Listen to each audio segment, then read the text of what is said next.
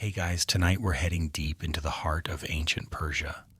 Not to conquer, not to trade, but to sniff. You're standing at the edge of a sunrise market. The cobblestones still wet with dew, and the air is already thick with saffron, cardamom, rose water, and something smoky you can't quite place. Maybe it's incense, or maybe it's just the neighbor burning goat dung again. You pull your shawl tighter around your shoulders. The desert chill clings to the air, but the city is already stirring. Merchants shout in Farsi, camels grumble about their life choices, and the scent of fresh flatbread sneaks up on you like a mischievous kitten. The market is awake, and so are your nostrils. So, before you get comfortable, take a moment to like the video and subscribe, but only if you genuinely enjoy what I do here. And hey, drop a comment with your country and local time. I love seeing where in the world we're dozing off together. Now dim the lights, maybe turn on a fan for that soft background hum, and let's ease into tonight's journey together. You trudge into the main lane where traders from Susa, Persepolis, and beyond display tiny vials of amber liquid on velvet cloth. Perfume here isn't some niche luxury. It's a cultural cornerstone, a language, a science, and yes, a business. Historians still argue whether these markets were more about commerce or status display. Either way, you're elbow deep in both. A woman with ink-dark eyes beckons you to a stall brimming with dried blossoms. This, she purrs, lifting a jar, is the soul of the rose. You lean in and whoa, it's like someone took every good summer day you've ever had and squeezed it into a cloud. She dabs a drop onto your wrist. It tingles. You're not sure if that's good or alarming. Fun fact, saffron wasn't just for paella. It was one of the most prized ingredients in Persian perfume, sometimes more expensive than gold. The stigmas of the saffron crocus had to be plucked by hand, one by one, before dawn. So yes, you're literally wearing a flower's reproductive bits as luxury. Beside her, a grizzled man boils herbs in a copper pot, waving away flies with a horsehair fan. He's distilling a batch of rose water the old-fashioned way. Slow heat, clay funnel, and a suspiciously leaky leather pipe. You pretend not to notice the leak. It's fine. Very artisanal. The whole square smells like a dream you once had about a sun-drenched orchard. And you haven't even made it to the animal stalls yet. Trust me, those get less dreamy. Even here, in a world without deodorant commercials or body spray marketing campaigns, scent is survival. You learn quickly that smelling good means status. The poor? They reek of fish oil and regret. The wealthy? Like jasmine and maybe a bit of smugness.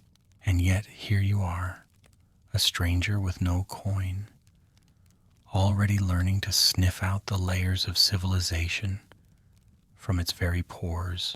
You pause to watch a boy grinding frankincense into powder. It's used for incense, yes, but also for layering in oils, creating depth, like musical harmony for your nose. Think of it like the bass note in a cologne. Historians still debate whether these perfume traditions traveled west via trade or conquest, but you can smell a story in every whiff. A short man with a crooked beard waves you over and mutters something about ambergris. You politely back away. We'll get to that whale-related horror show later. For now, you let yourself wander, letting one stall's aroma lead you to the next. Dates soaked in rose water, walnuts packed with cardamom. Even the laundry smells better here, washed in orange blossom water, if the woman behind you is to be believed.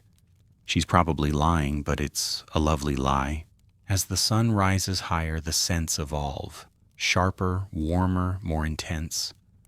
Like the market itself, they come alive with heat. There's no rush, though.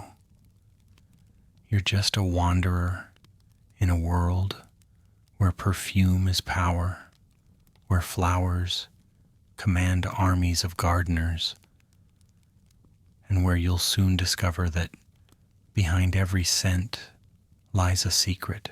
But for now, just breathe it in. You don't so much walk into the royal palace of King Shapur II as you drift in on a wave of sandalwood and intimidation. Everything smells like money and politics, and it's not subtle.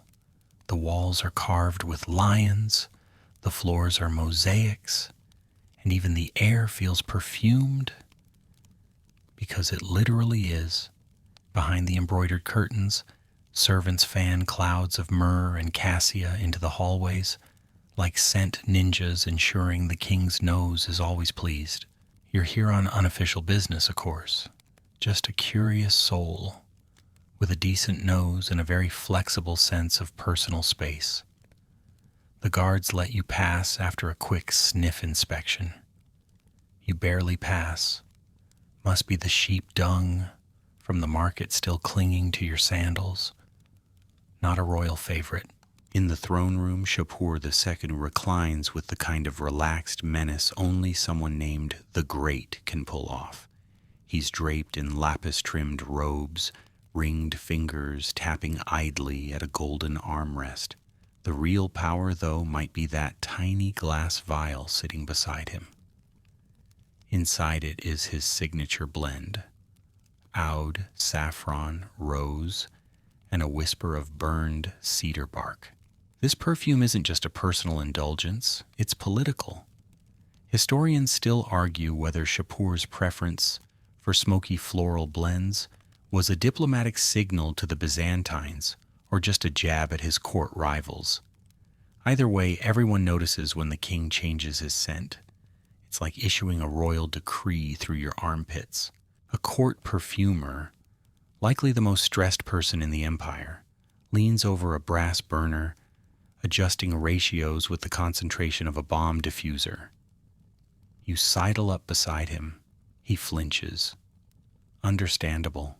He lets you peek into his notes, and wow, this is no random spritzing. Ratios are everything.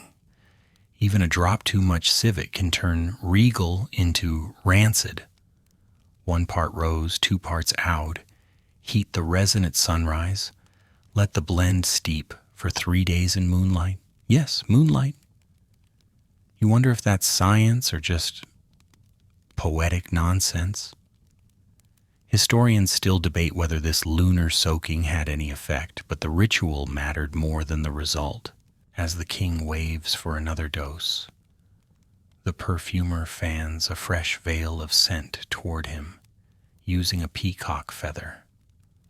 Shapur breathes in slowly. His nostrils flare. The court holds its breath. He smiles, disaster averted. You turn to explore a nearby antechamber where shelves are lined with tiny bottles, each labeled in careful cuneiform. Blue iris, smoked date pit, amber from Bactria.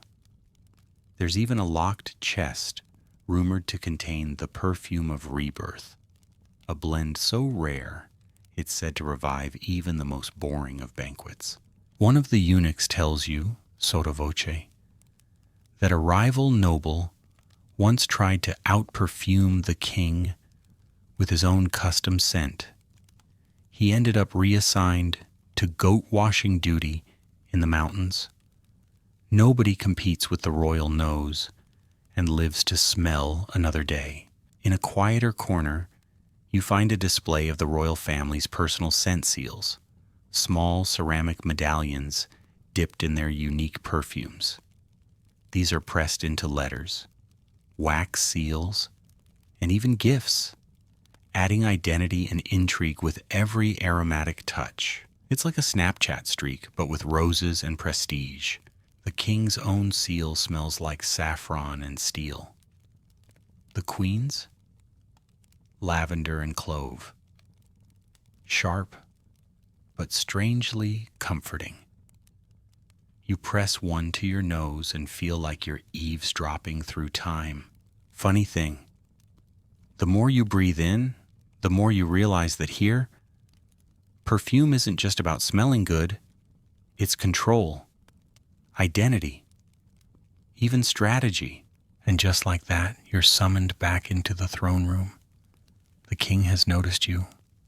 He gestures, no words, and the perfumer offers you a vial. You hold it, shake it, smell it. It's subtle, smoky, hypnotic. And suddenly you understand. In a kingdom of noise, scent is a kind of silence. One that speaks volumes. You're ushered out of the palace before you can pocket the king's perfume, probably for the best, and soon you're winding through the high-walled neighborhoods behind the royal compound. Here, behind sandstone barriers and latticed screens, lie the secret gardens of ancient Persia, the living lungs of the city, and the invisible heart of its scent obsession. The air here feels heavier, but in a good way. Humid, lush. Every breeze carries a whisper of flowers you can't even name. You pause beside a wall of climbing jasmine, its tiny white blossoms exploding with fragrance under the early sun. Bees buzz past your ear, drunk on nectar and lacking boundaries. These gardens aren't for show. Well, not just for show, they're sacred, scientific, sensual. Every petal is part of a living library, carefully cultivated by the hands of gardeners who are half botanist, half alchemist. You're told some of the plants here grow nowhere else, specially bred for their scent, not their looks. Persian lilies, blue-flamed hyacinths, lemon-scented basil, with leaves the size of your palm. A young gardener waves you into a small greenhouse made of pale stone and glass tiles. Inside, a canopy of roses stretches above your head. Hundreds of varieties, each bred for different notes. Some spicy, some honeyed. One that, oddly, smells like fresh-baked bread. Historians still debate whether this was intentional or a glorious accident. Either way, it's oddly comforting. He lets you crush a petal between your fingers. Sticky, rich. You sniff, and your brain briefly leaves your body. It's like being kissed by summer itself. You quietly vow to never again be smug about your citrus-scented shampoo. The garden's layout is a science in itself. Trees are planted according to scent harmonies. Strong, deep smells, like cedar and myrtle, line the perimeter, while lighter, floral notes drift from the center. Water channels hum quietly underfoot, guiding both moisture and aroma. It's not just beautiful, it's engineered tranquility. Your guide, a quiet man with hands stained green, tells you that during certain moon phases, gardeners will sing to the blossoms. It helps the oil come sweeter, he says without irony. You're not sure if this is tradition, superstition, or actual botany, and honestly, you don't care. It's working. He shows you a hidden patch of henna plants grown not for dye, but for their faint, gingery scent. Nearby, wild mint curls over the lip of a clay planter, sharp and bright like laughter in the heat. A cat dozes under a patch of sun, belly up, completely oblivious to the floral glory around it. And there, in the shaded rear of the garden, you spot the rarest of them all, the Persian blue lotus. Its petals tremble slightly in the breeze, as if it knows how precious it is. The oil from this flower is distilled only once per year during the spring equinox, and only under complete silence. That's the rule. No talking. Just petals and patience. You sit by the fountain and close your eyes. The garden hums. You smell it all. The sweet decay of fallen blossoms, the sharp cut of green stems, the ghost of something citrusy wafting from somewhere far away. Time slows, stretches, softens. Historians still argue whether these palace gardens were purely functional or served a spiritual purpose too. Some say they were meant to mimic paradise, Baggy Aram, the Garden of Dreams. Others say they were early perfume labs, breeding grounds for conquest in bottle form. Both theories smell equally plausible. Just before you leave, the gardener gives you a small sachet filled with dried petals and something resinous. Memory, he says with a nod. For your pocket, you tuck it away, feeling very smug indeed. You may not have the king's personal blend, but you've got paradise in your pocket, back in the city, past the shaded gardens and spice-stained bazaars. You find yourself drawn by the rhythmic clink of copper on clay. It leads you to a workshop where the real alchemy happens. Not gold from lead, but perfume from petals. Here, ancient Persian artisans labor over a symphony of scents, and you're about to get front row seats. Inside the low, warm building, the air is thick with heat and humidity, like a steam bath that forgot its manners.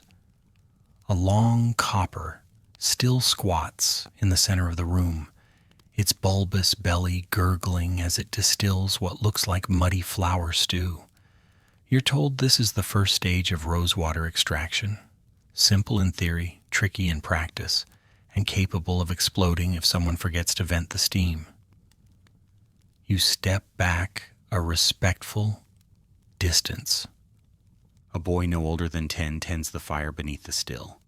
He wears a turban 2 sizes too big and a look of total seriousness. His job? Keep the heat even. Not too hot or the oil will scorch. Not too cool or the distillation will stall. It's the world's slowest, sweatiest game of Goldilocks. You peer into a nearby basin where petals swirl in copper tubs. It takes about 10,000 rose petals to make a single vial of rose oil. Let that sink in. 10,000. No wonder this stuff is more valuable than silver in some places. Historians still argue whether the Persians were the first to perfect this method or if they borrowed it from earlier Indian traditions, but either way, their execution was legendary. A perfumer in a robe, stained with decades of oils, gestures you over to his shelf of clay bottles. Each is sealed with wax and marked in delicate calligraphy. This one, he whispers, was aged for 7 years. You open the lid expecting something dramatic. Instead, the scent creeps up slowly. Soft, complex, and somehow both floral and woody. It's like the smell of your grandmother's attic, if your grandmother was a goddess. The bottles themselves are mini works of art, glazed ceramics, etched metal, even carved alabaster. Not just containers, but declarations. This scent is important. Some are travel flasks worn around the neck on silk cords. Others are gift bottles given at weddings, births, and, oddly, at diplomatic negotiations. You imagine a grizzled general receiving a bottle of rose oil instead of a sword. Less messy, certainly. And speaking of diplomacy, in one corner sits a locked chest filled with foreign oils. Patchouli from India, spikenard from the Himalayas, frankincense from Arabia. The ingredients may travel far, but the method remains distinctly Persian. Heat, patience, and an almost absurd level of detail. As you lean in to sniff a vial of jasmine absolute, the perfumer casually mentions that these workshops were often staffed by entire families with techniques passed down like family recipes. The secret? Never trust a scent that blooms too fast, he says. It's like love. Better when it lingers. You help crush some petals with a smooth stone pestle, your hands turning purple with flower juice. The scent rises immediately, sweet, green, hopeful, and sticky, very sticky.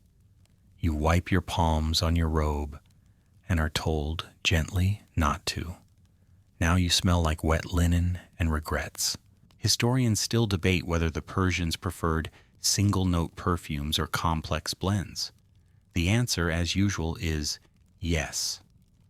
Both were popular, depending on the person and the occasion. Simplicity had elegance. Complexity had prestige. You imagine trying to explain this to your modern cologne aisle. By late afternoon, the air is almost too thick to breathe. You duck outside, your nose overwhelmed and your head swimming. A breeze cuts through the heat, and for a moment you catch it. That perfect blend of rose, earth, copper, and smoke. It smells like effort, like legacy, like someone hundreds of years ago decided that scent deserved a shrine, and you're standing in it. Evening falls, and you find yourself wandering through the outskirts of the city, toward the golden glow of fire temples, rising like quiet sentinels above the rooftops. Unlike the bustling market or the steamy still rooms, these places of worship feel cool, solemn, and faintly smoky, like someone mixed sanctity with incense in equal measure. You step inside one, careful not to disturb the robed priest tending a sacred flame at the center. The air is thick with reverence and sandalwood, always sandalwood. It's the spine of Persian religious scent, favored for its calm, its clarity, and maybe because it doesn't reek when it burns. That helps. Here, perfume isn't about fashion or flirtation. It's about the divine. The fire, ever burning, is fed not just with wood, but with scent. Tiny packets of fragrant herbs and resins are dropped into the blaze as offerings. A single pinch of galbanum sends up a green, spicy smoke that coils into the rafters like a dragon that's had a calming cup of tea. You sit quietly against a column, watching as the ritual unfolds in silent rhythm. The priest hums softly, something between a chant and a lullaby. A woman beside you lights a small clay dish of camphor, offering it up with closed eyes and murmured thanks. You don't understand the words, but the emotion is unmistakable. This is gratitude you can smell. Historians still argue whether scent was viewed as a literal path to the gods or simply a method for purifying one's surroundings. Either way, it's working. You feel calmer already, like your thoughts have been soaked in rose water and gently wrung out. Later, you're invited to peek behind the temple's inner chambers where the scent archives are kept. Yes, archives. Rows of tiny vials, each labeled not with names but prayers. For courage, for grief, for dreams. The labels are faded, the bottles dusty, but their contents are still potent. You unscrew one at random and inhale. Sharp myrtle, warm benzoin, a hint of something bitter like regret. Somehow it makes you feel braver. The priests explain that each scent blend is used in different moments of life. Births, deaths, marriages, harvests. Scent marks the turning points, like bookmarks in the story of a soul. You ask, half jokingly, if there's a perfume for laziness. The old priest grins and pulls down a vial. Cinnamon and mint, he says. Sharpens the will. You sniff it. It smells like responsibility. A quiet corner holds the temple's most sacred blend, used only during the solstice ceremonies. No one tells you what's in it. One priest claims the recipe came in a dream. Another says it was whispered by the fire itself. Historians still debate whether it was a coded formula, an oral tradition, or just really good PR. And then the fire roars.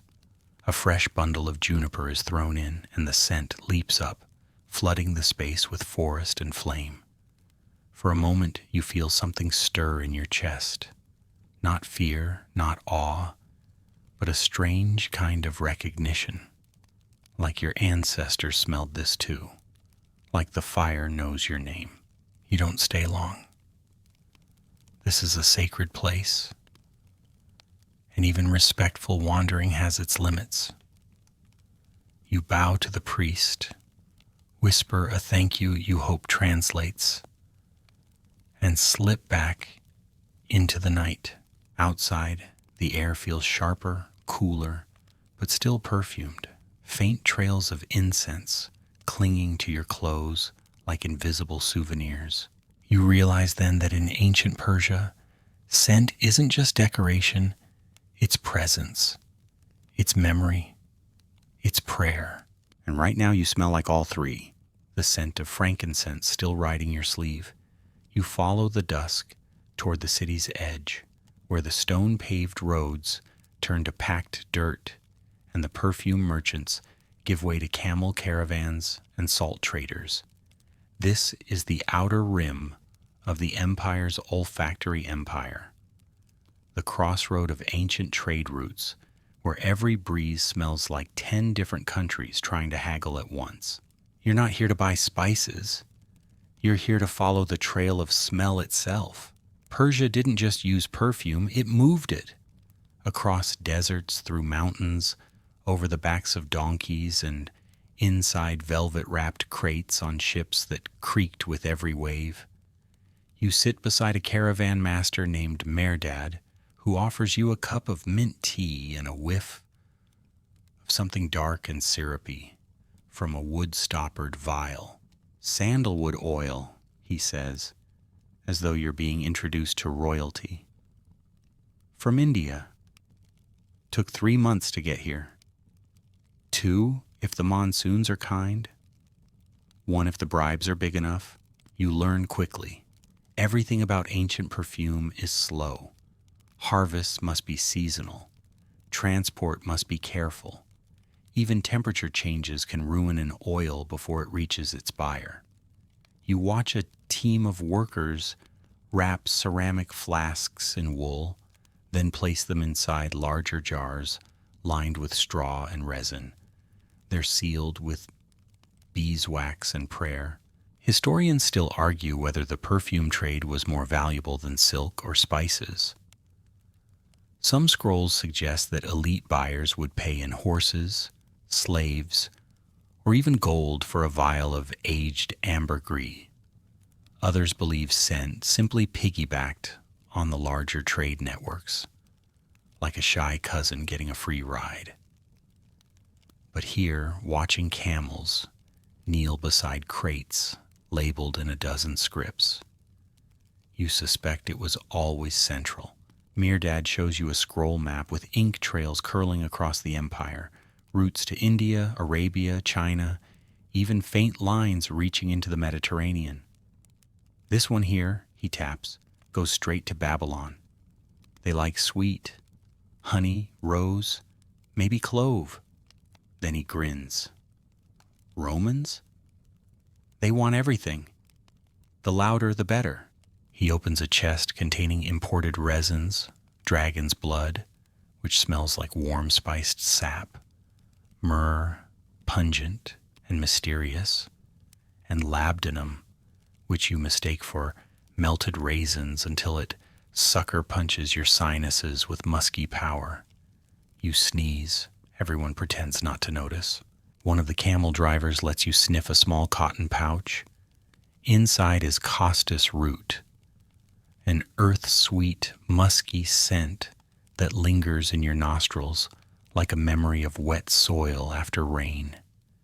He tells you it's used for both perfume and medicine, sometimes both at once. It makes you wonder if half of ancient healing was really just strategic scent therapy. And then there's the smuggling. Oh yes. The perfume trade had a dark side. You hear stories of counterfeit oils made by boiling scraps of cloth in flour water and adding syrup, of scent formulas copied, stolen, or passed off as divine inspiration when they were really lifted from an Armenian merchant's ledger. Spies in silken robes carried oil samples sewn into their cuffs. You imagine a sandalwood scandal breaking out in the Babylonian court and wonder what it smelled like.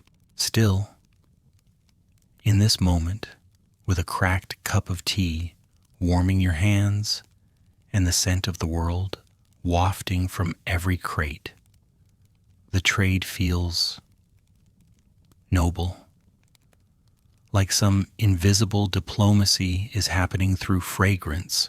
As night deepens, Mehrdad tosses a pinch of spikenard into the campfire. The scent is heavy, sweet, ancient, the kind of smell that makes you remember things you never lived through. You lie back on a roll of date palm mats, the stars smeared across the sky above. In the distance, a camel belches, less romantic, but very real. Scent, you realize, is what ancient Persia sent out into the world. Not just goods, but stories in bottled form. A message that said, we know beauty, we know chemistry, we know how to make you remember us. And as your eyelids grow heavy, you do. By morning, you're back in the city again, this time tucked into the shady alcove of a small apothecary near the baths. It doesn't look like much, just a battered door, a clay jug or two. But once inside, the scent hits you like a polite but firm slap. This isn't the perfumed elegance of courtly gardens. No, this is the world of practical, powerful, sometimes downright weird recipes, where frankincense rubs elbows with fig sap, and every remedy doubles as a potential perfume or a potion. You crouch beside the perfumer, who is also a kind of herbalist, and together you unravel a brittle scroll. On it, an ancient recipe titled simply, "To sweeten the body and possibly the soul." That's promising. Start with rose oil, the perfumer says, measuring with a fingertip rather than a spoon. Then add just a whisper of asafoetida. You flinch. Asafoetida is notorious for smelling like sulfur that lost its way, but somehow, when diluted and folded into the right floral notes, it deepens the scent, richer, stranger, almost addictive. Historians still argue whether these recipes were purely cosmetic or walked the line between perfume and spellcraft. Some scrolls list ingredients like moon-dried basil or the shadow of a turtle. Others are oddly specific. Mix while the rooster crows for the second time under no moon. That's either science or superstition at its finest. A young apprentice shows you a different scroll, written in code with symbols instead of words. To keep our secrets, he explains. If someone steals the formula, let them drink it and learn.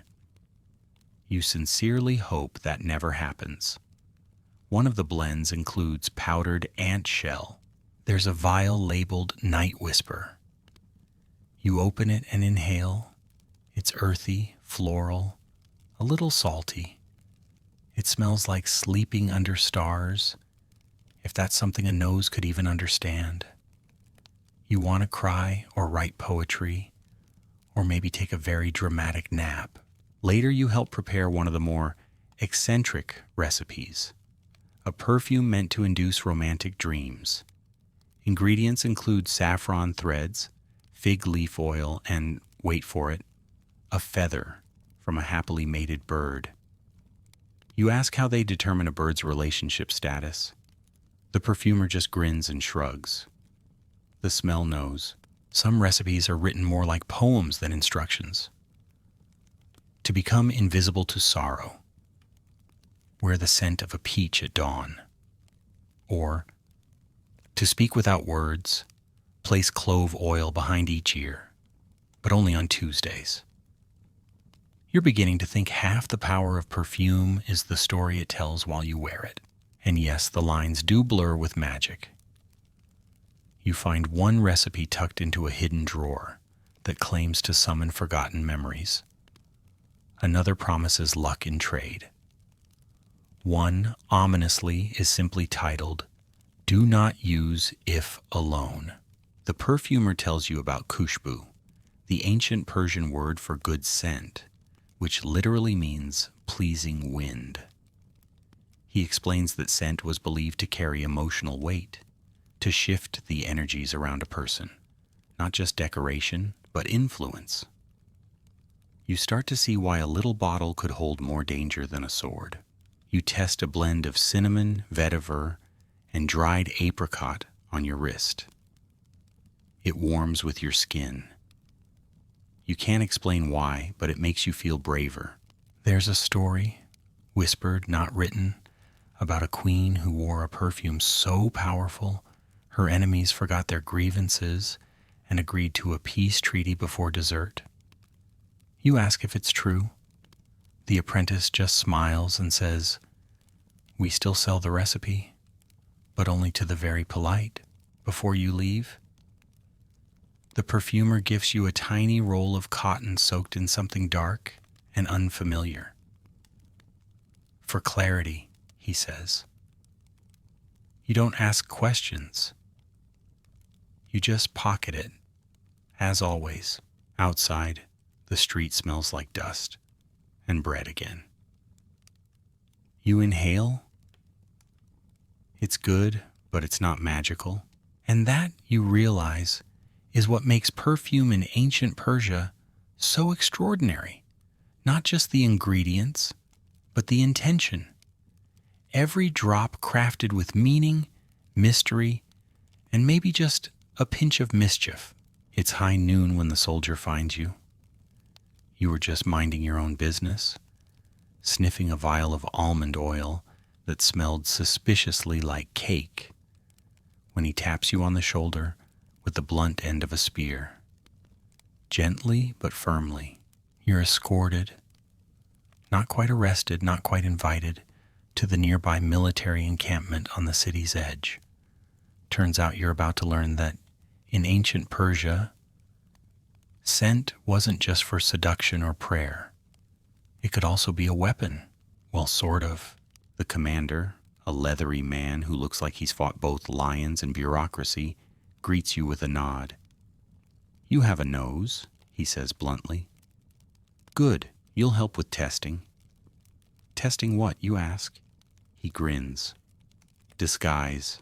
You're led into a tent filled with leather armor, bundles of herbs, and what appears to be a barrel of something extremely pungent.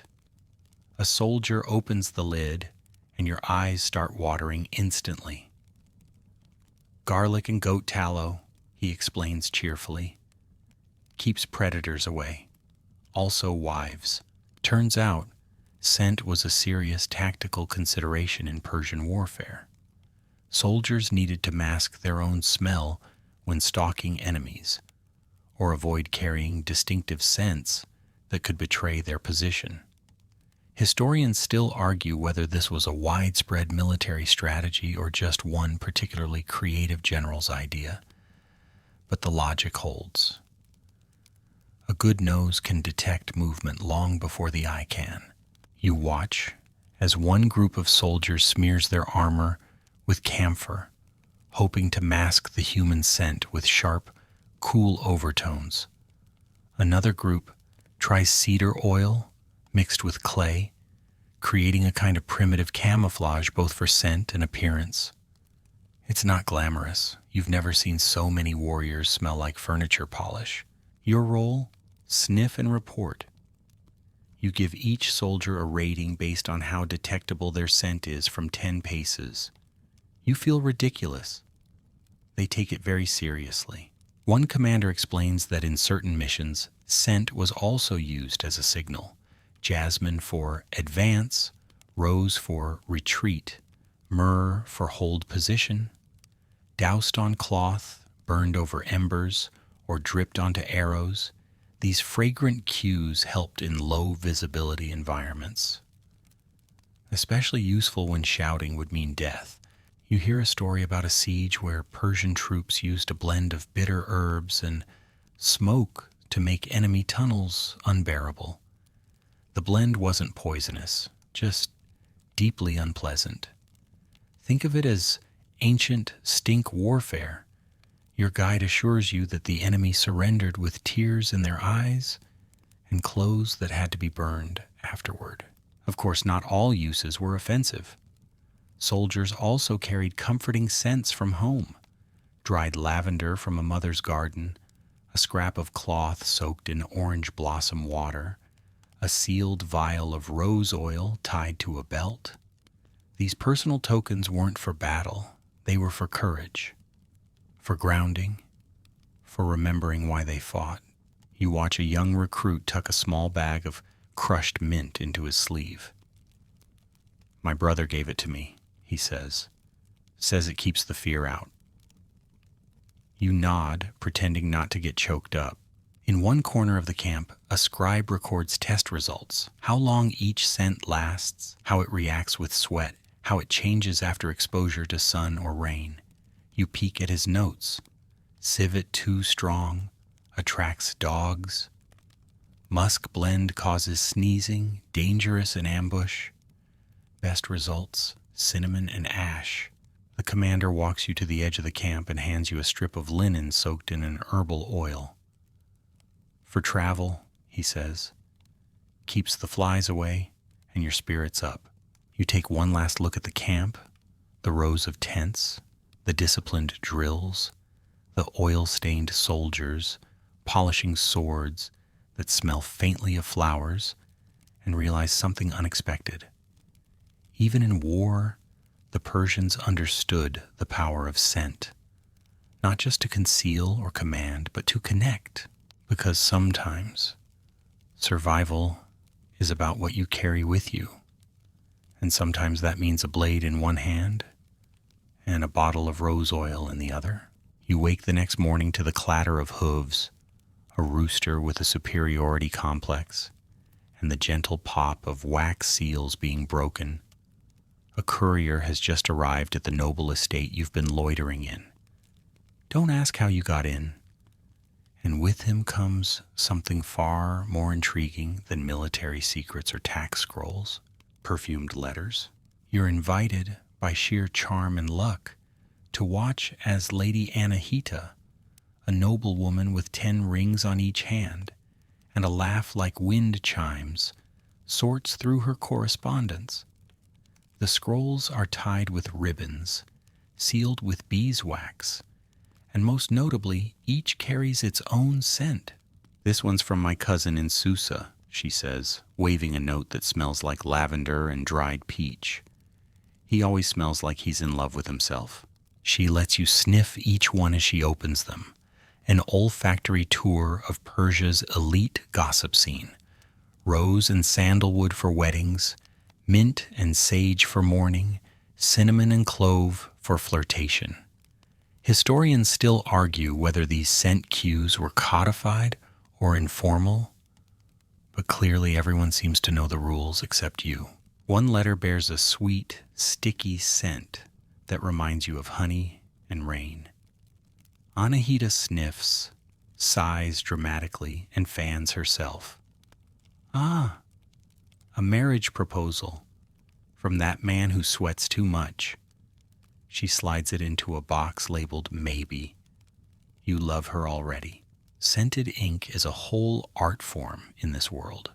You're shown how scribes mix rose water with crushed hibiscus petals to tint the writing pink. Clove oil for bolder script, myrrh for gravitas, even a blend involving boiled pomegranate skins and jasmine to sweeten the message. You try writing your name with it. It comes out wobbly, but smells incredible. Later, you're brought to Anahita's study, where she keeps her most treasured letters in a carved cedar chest. These aren't just correspondence, they're souvenirs of moments. Love confessions folded into hand-pressed paper, thank you notes sealed with perfumed wax, even a scathing insult letter that smelled like moldy dates. He tried to curse me with scent, she says with a grin. Didn't work. Just made my dog sneeze. You help her craft a reply to a would-be suitor. She dictates slowly, choosing each word like it's a rare spice. He'll smell it before he reads it, she muses. Let's go with violet and ink. You dab the edge of the paper with a perfumed cloth and seal it with a crescent moon stamp. Mission complete. In the afternoon, the household servants begin preparing scented seals, tiny clay discs infused with essential oils. These are pressed onto gifts, slipped into clothing drawers, or tucked into sleeves. You pocket one that smells of rosemary and leather. For memory, you tell yourself. For science. Historians still debate whether the use of scented seals originated in Persia or was borrowed from Egyptian customs. Regardless, here they are, a language, an aromatic shorthand for love, loyalty, or mild contempt. You overhear servants whispering about a failed engagement where a bride returned a letter smelling of bitter aloe and ashes. She didn't have to say no, one of them laughs. She just let the scent do it. And then there are the invisible letters. Not literally invisible, of course, but messages written in scent alone. A silk scarf infused with 3 layers of perfume designed to reveal its notes over time. A comb carved with hollow teeth filled with jasmine resin. A sandal with lavender pressed into the sole. You begin to wonder if half of courtship was just nose training. Anahita gives you one last gift before you leave. A ring with a hidden compartment under the stone, just large enough for a drop of oil. Use it wisely, she says, and never for garlic. As you step outside, the scent of her estate clings to you. Jasmine, cedar, a hint of something spicy and laughing. You breathe deep. And just like that, you've learned a truth no scroll ever said plainly. In ancient Persia, love letters didn't need to shout. They just had to smell right. You don't mean to end up in the poorer quarter of the city. It just sort of happens. One left turn past the tanner's shop, 2 wrong guesses at a spice seller's directions, and suddenly the polished tiles and perfumed gardens are long gone, replaced by packed dirt and cracked plaster walls, and with it a change in smell.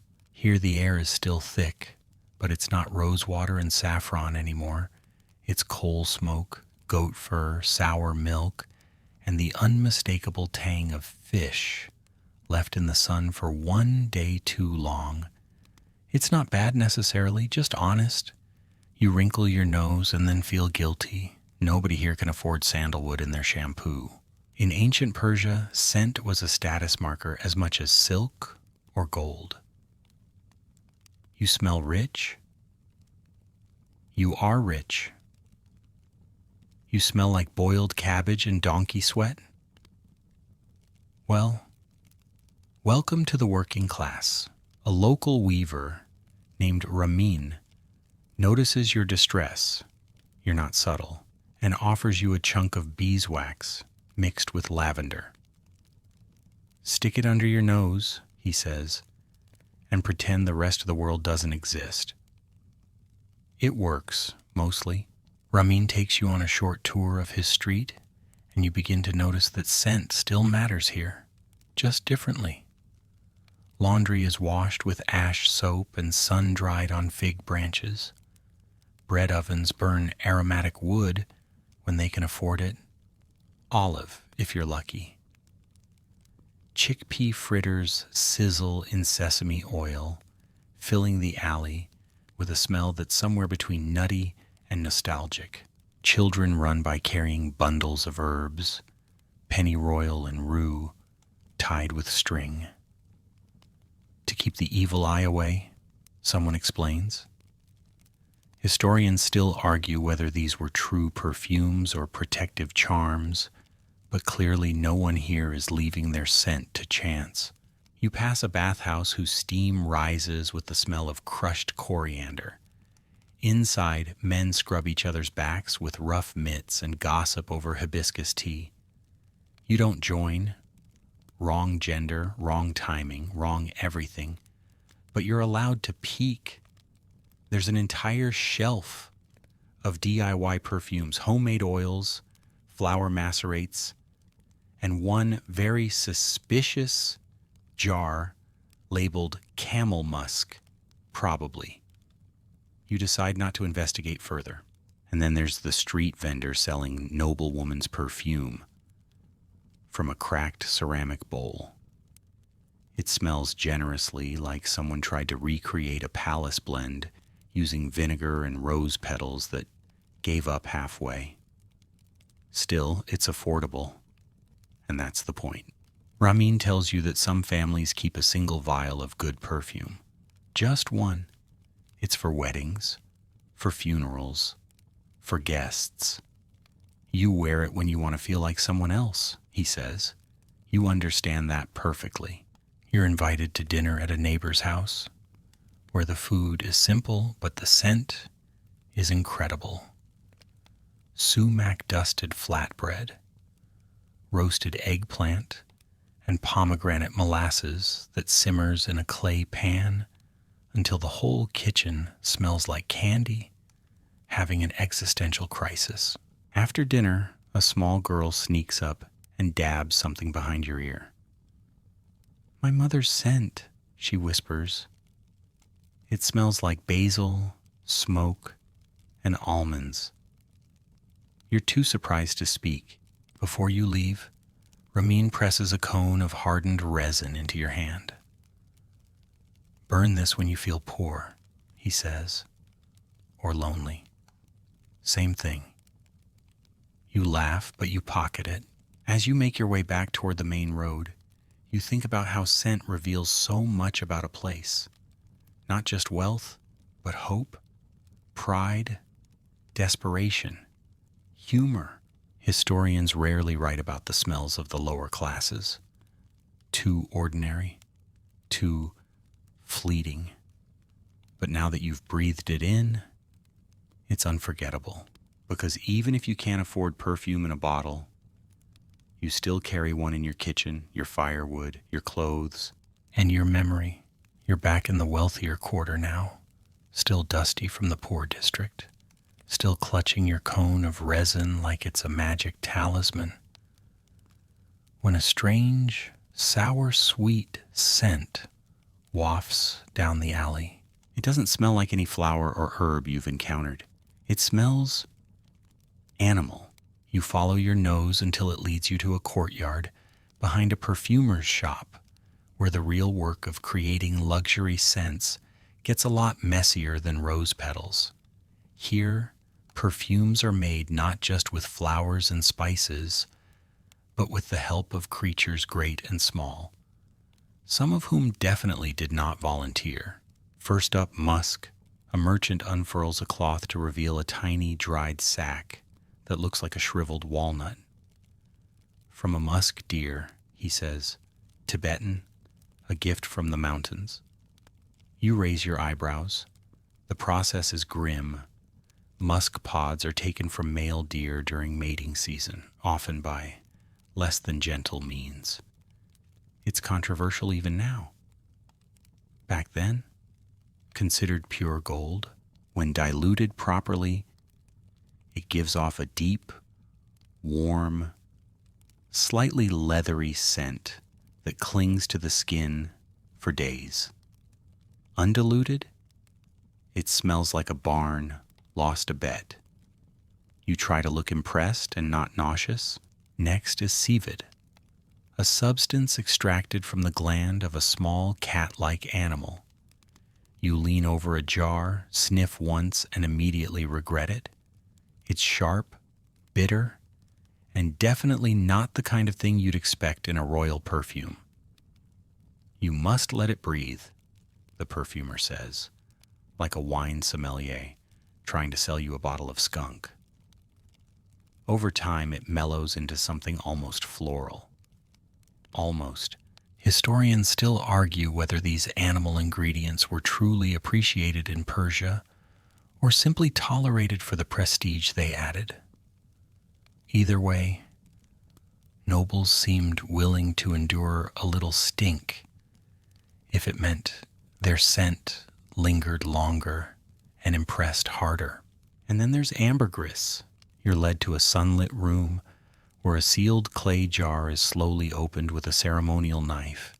Inside is a lump of waxy gray material that smells faintly marine, earthy, and strangely clean, like a beach after a storm.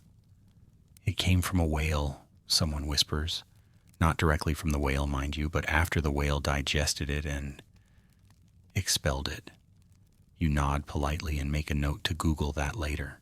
Ambergris is perhaps the strangest and most sought-after ingredient in the entire perfume world. It acts as a fixative, helping volatile oils last longer and mellow over time.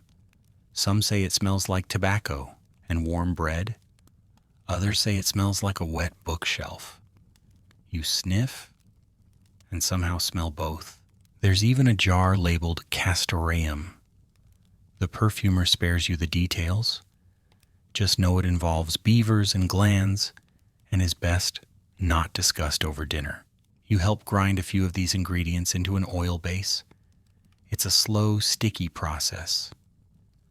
The mixture bubbles in a copper bowl set over a low flame. After an hour, it transforms. Dark, rich, and oddly addictive. You're amazed. It's like turning beast into beauty, and that's the alchemy of it. Animal ingredients, musky, wild, sometimes revolting, bring depth and longevity to perfume. They're the shadows beneath the petals, the bass notes that make the high ones sing. You ask if there were any alternatives for those unwilling to use animal products. The perfumer nods. Some used burned sugar, fermented resins, or very aged wood oils. Less lasting, but less guilt. He shrugs. Still, no one forgets a perfume with real musk. You pocket a waxed cloth, dabbed with the final blend. Just a tiny piece. Just enough to remember what ambition smells like. Because sometimes elegance requires a little filth. And sometimes the richest perfume in the world starts with a whale's bowel movement. You leave the perfumer's courtyard with your nose tingling and your worldview slightly rearranged, only to stumble upon a narrow alley marked by a tile bearing a crescent moon and a quill. A boy sweeping the threshold nods. "Alchemist's lab," he says, barely looking up. Careful, the air might smell weird. You're immediately intrigued. Inside, it's dim, quiet, and surprisingly fragrant, like cinnamon, ink, and something smoky. Shelves sag under the weight of ceramic jars and metal flasks, each labeled in a mix of old Persian, Greek, and scribbled shorthand. At the center of it all, a scholar sits, cross-legged, hunched over a copper alembic rig, bubbling gently on a charcoal brazier. He glances at you, squints, and then offers a slow smile. "You're just in time," he says, "for the 6th trial." You don't ask what happened to trials 1 through 5. You just watch. This isn't perfumery as you've seen it before. This is experimentation, early chemistry, wild theory, and tiny bottles. The scholar explains that Persian alchemists, attar, or scent masters were often philosophers and doctors as well. They studied scent not just to delight the senses, but to understand how the universe worked. Aroma, he says, is just the soul of matter. Leaving gently, you try not to cry. He shows you his notes, a blend intended to lift melancholy. Ingredients: lemon balm, violet root, amber, and a pinch of powdered magnetite. For energy, he explains, though no one's sure if that's science or theater. Historians still argue whether these recipes were medicinal, spiritual, or simply poetic daydreams. You suspect it's all three. The scholar hands you a strip of paper soaked in a pale blue tincture. You sniff. Your brain wakes up. Not dramatically, no fireworks, but gently, like someone just opened a window in a musty room. It smells like light. That's the only way you can describe it. In another corner, assistants boil pine resin with honey and powdered almond shells. To simulate the scent of rain, one explains, for homesick travelers. The concoction bubbles into something golden and sticky, poured into tiny glass beads meant to be worn on silk cords. When warmed by the body, they release the scent slowly, one drop of nostalgia at a time. You help stir a blend made with saffron and cardamom, intended as an aphrodisiac. Not for the faint of heart, the scholar warns, or the impatient. The result smells like warm bread and flirting. You consider bottling some for personal emergencies. One wall is dedicated entirely to failures: charred flasks, leaking oils.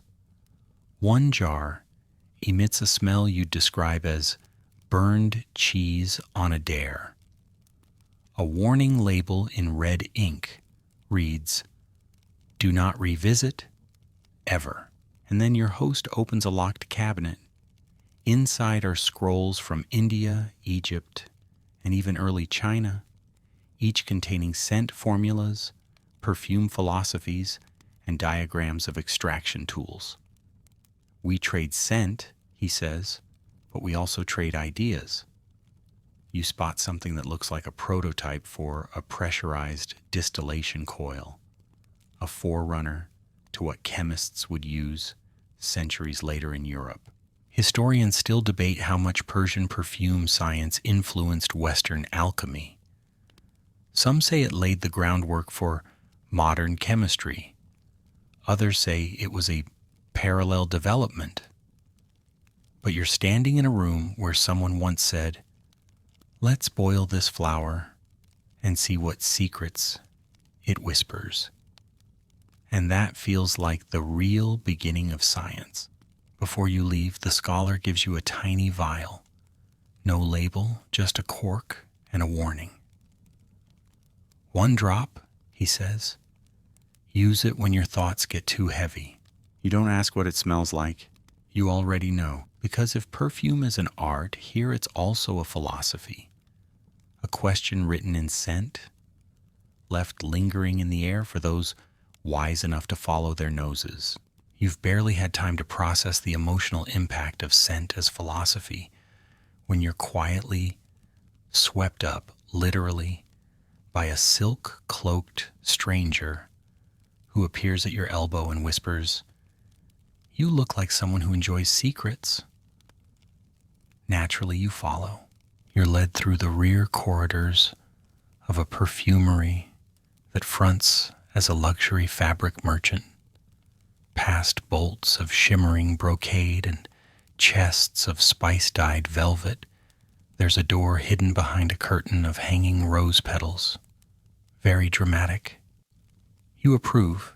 Beyond it lies a room where scent and espionage swirl together like frankincense smoke in a temple. This is the realm of the scent smugglers, traders, informants, and spies who understand that perfume in ancient Persia wasn't just about allure. It was information. And information, of course, is power. Your guide, who never gives a name but insists you call him the Nose, shows you a cabinet filled with vials, scrolls, and oddly heavy perfume bottles. Each scent, he murmurs, has its origin. If you can identify the notes, you can trace where a person came from, what port, what garden, what mistress. But you lean in. One bottle smells like Persian lime and sweat. A sailor, he says, from Hormuz, carrying ginger from India and gossip from the royal docks. Another smells like mint and leather. An ambassador from the West, bad at chess. It sounds ridiculous until you realize this is scent profiling, an ancient olfactory fingerprint. Spies and messengers wear specific perfumes to mark alliances or to mislead. Diplomats gift perfumes as coded messages. A rose-heavy blend, a nod to peace, a sharp myrrh-laced tincture, a subtle warning. Historians still argue whether the most famous perfumes of the time were originally created as political decoys. One particularly potent blend, known simply as the Shadow, was said to have been used to identify agents loyal to the crown.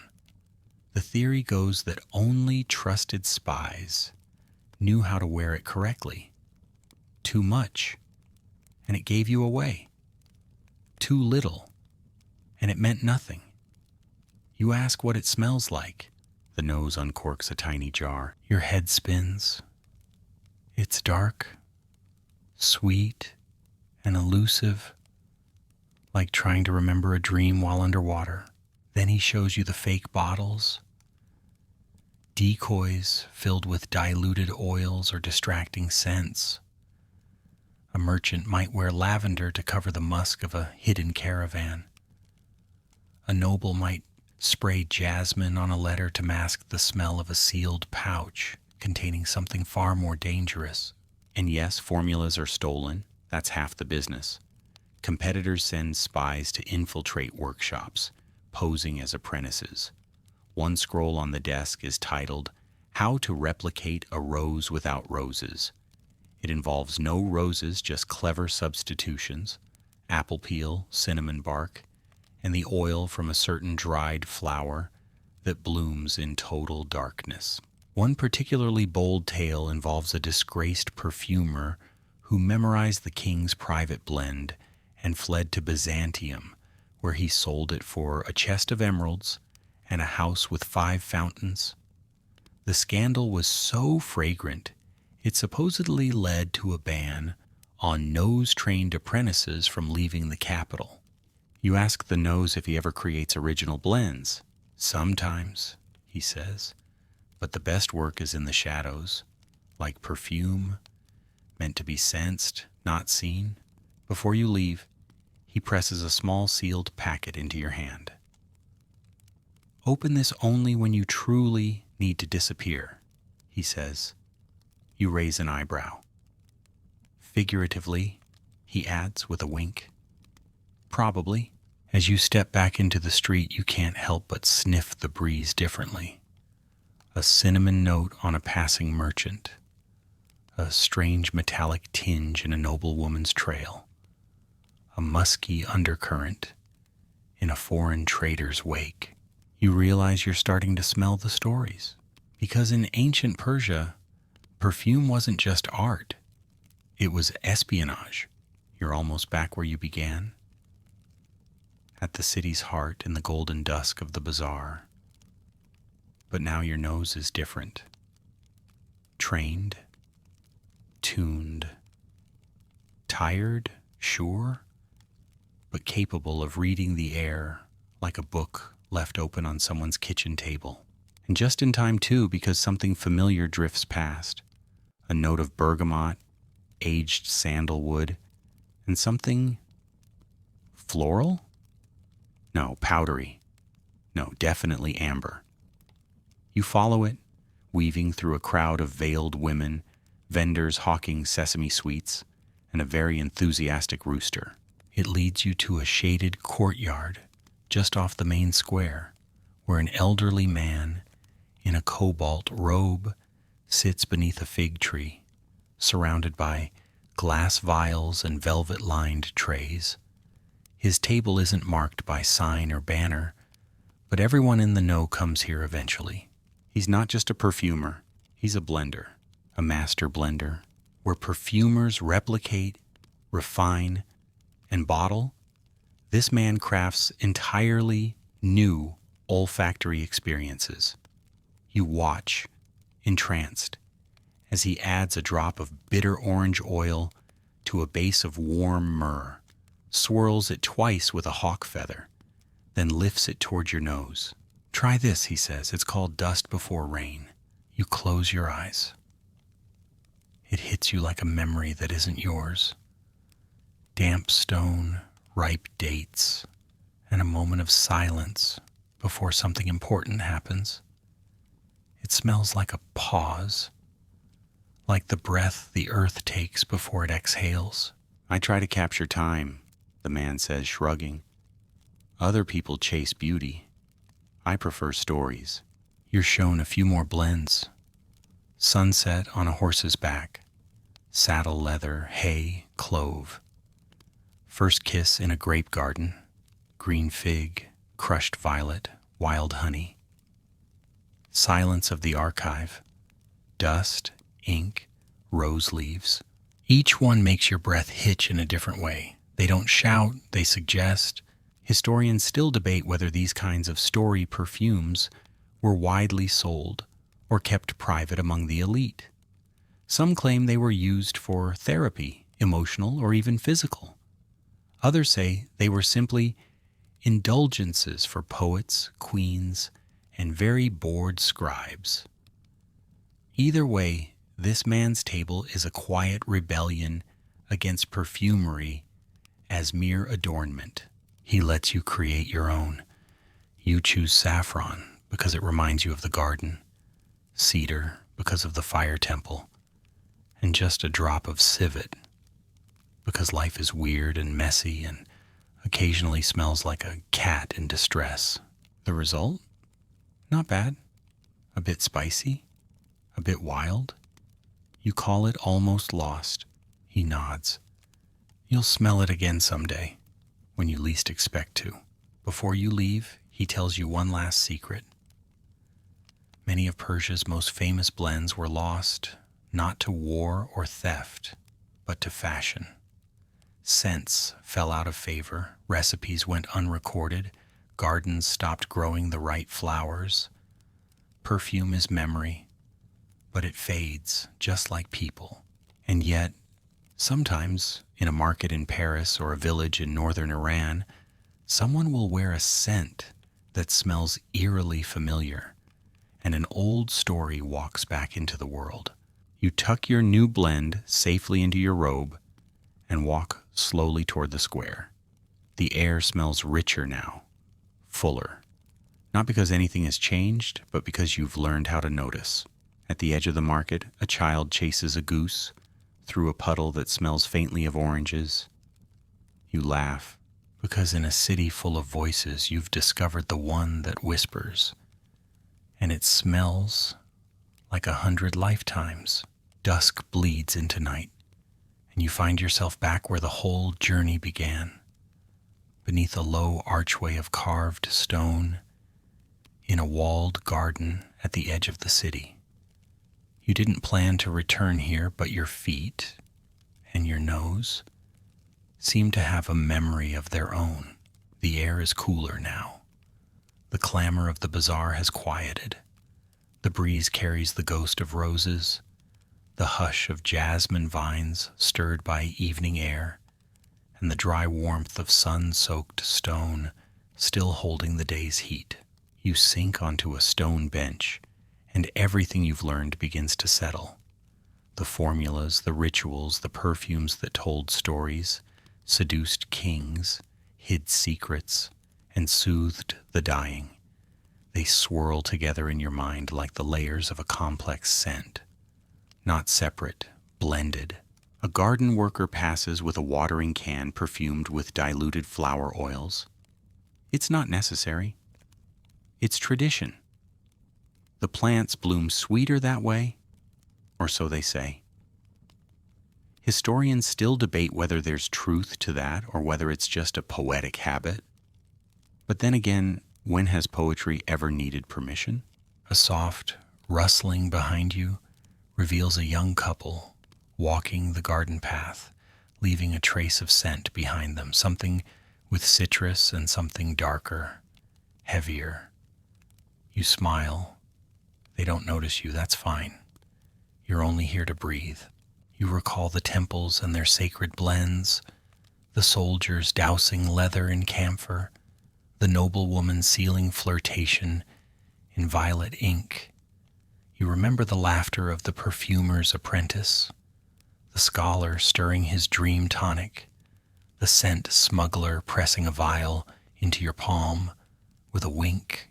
You reach into your robe and remove the things you've gathered. The sachet of dried petals from the palace garden, the letter sealed in clove oil, the wax cloth bearing the scent of ambition, the unnamed blend the alchemist promised would bring clarity, and the perfume you made yourself, almost lost. One by one, you set them beside you, tiny reminders, bottled time, and then, without warning, a breeze slips through the garden wall. It smells of every step you've taken. A whisper of saffron, a breath of ash and ambergris, a curl of smoke. And yes, roses. You close your eyes.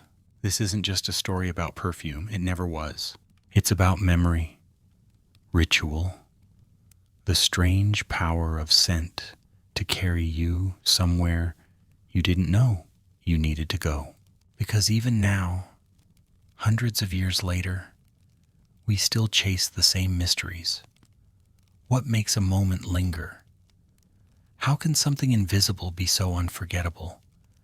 Why does one smell crack open the past while another promises the future? You breathe in again, slowly. The garden doesn't need to speak. It's said enough. And as your thoughts begin to drift, like incense rising in still air, you let yourself follow. Wind down, 300 words. Now the pace softens. The garden dims. Shadows stretch across the old stone path, and the sound of the city has faded to nothing but the occasional hoot of an owl or the faraway yawn of a gate closing for the night. You lean back, eyes closed, and let the night air wash over you, cool and dry, like silk left to hang in a desert breeze. The scents are still here, but gentler now. The roses have quieted. The herbs rest in the soil. Even the lingering touch of sandalwood seems to hum instead of sing. Your thoughts begin to slow. Every breath feels heavier, fuller. And yet, there's no weight here, just ease. The memories from today of crowded stalls, flickering firelight, odd-smelling deer glands, and gardens alive with unseen music begin to blur together, not in chaos, but in calm, as if your mind is blending them the same way a perfumer blends oils, carefully, gently, to last. You are no longer wandering. You are resting, rooted, still. And if there's one last thing to remember, it's this. Scent is not just a moment. It's a thread. And tonight, that thread has tied you to a world long gone, but not forgotten. So breathe in slowly. Let go of the day gently, and let sleep carry you into the dreams of roses, moonlit fire temples, and the gentle rustle of silk robes brushing through jasmine vines. You're safe now. You're home.